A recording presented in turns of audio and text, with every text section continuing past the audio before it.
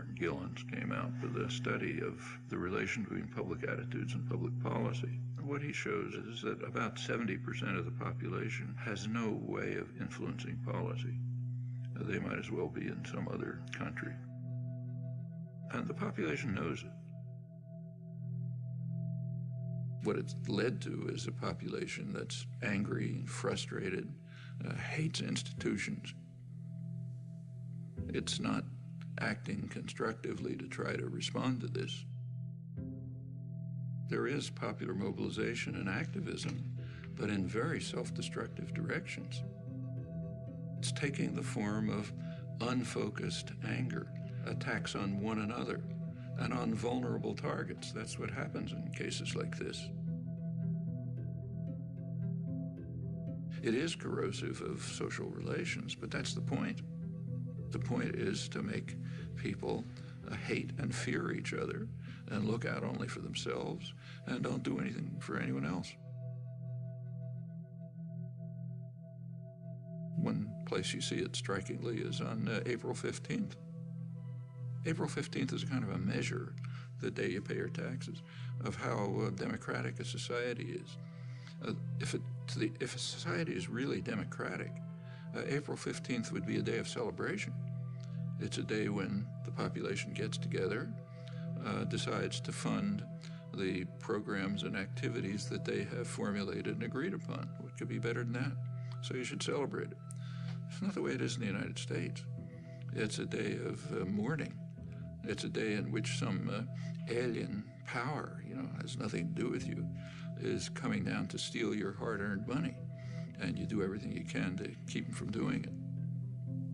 Well, that is a kind of a measure of the extent to which, at least in popular consciousness, democracy is actually functioning.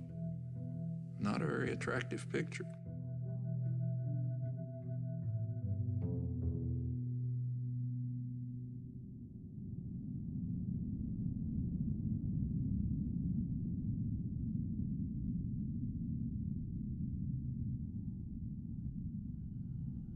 The tendencies that we've been describing within American society, unless they're reversed, it's going to be an extremely ugly society. A society that's based on Adam Smith's vile maxim, all for myself, nothing for anyone else.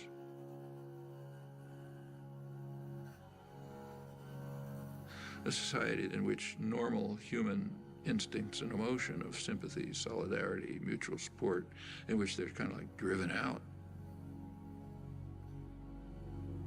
That's a society so ugly, I don't even know who'd want to live in it. I wouldn't want my children to. If the society is based on control by private wealth, it will reflect the values that it in fact does reflect. The value that is greed and the desire to maximize personal gain at the expense of others. Now, any society, maybe a small society based on that principle is ugly, but it can survive. A global society based on that principle is headed for massive destruction.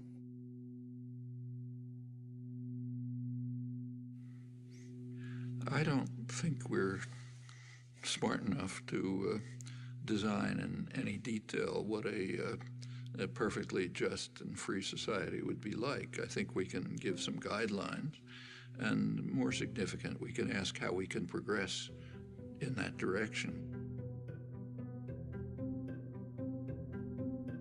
John Dewey, the leading social philosopher in the late 20th century, he argued that until all institutions, production, commerce, media, unless they're all under participatory democratic control, we will not have a functioning democratic society. As he put it, policy will be the shadow cast by business over society.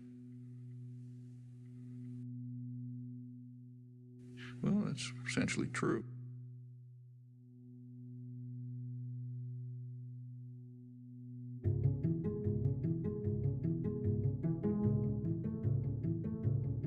Where there are structures of authority, domination, and hierarchy, somebody gives the order, somebody takes them, they are not self-justifying. They have to justify themselves. They have a burden of proof to meet.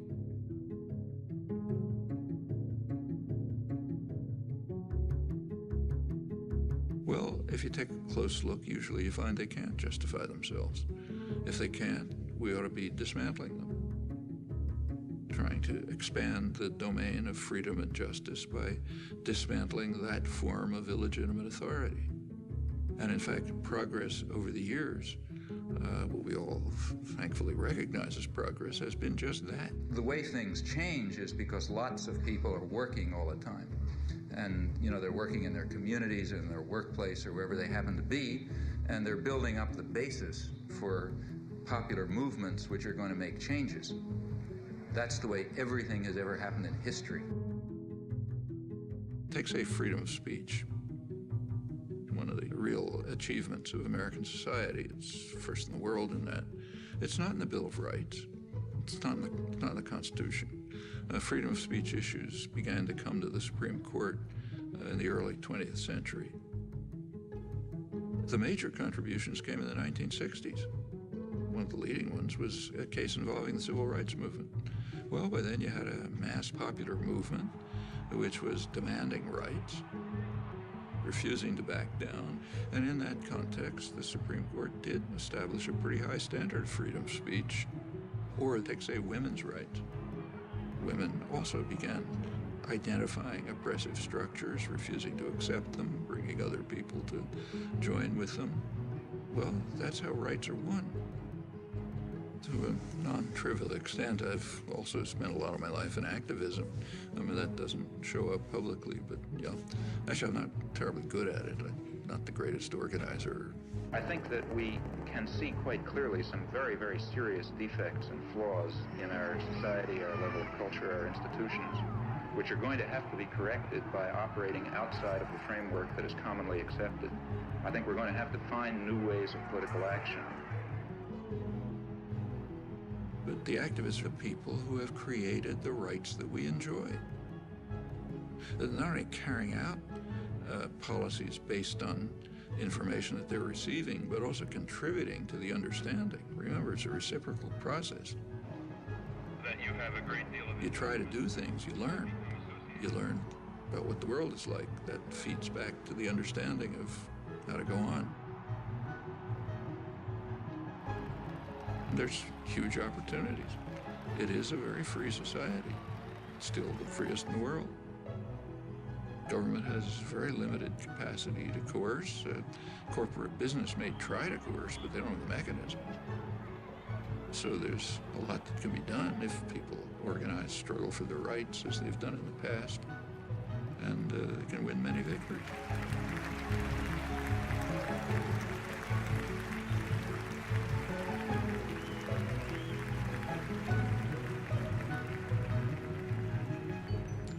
Well, my close friend for many years, late Howard Zinn, to put it in his words, that what matters is the countless small deeds of unknown people who lay the basis for the significant events that enter history. They're the ones who've done things in the past. They're the ones who'll have to do it in the future.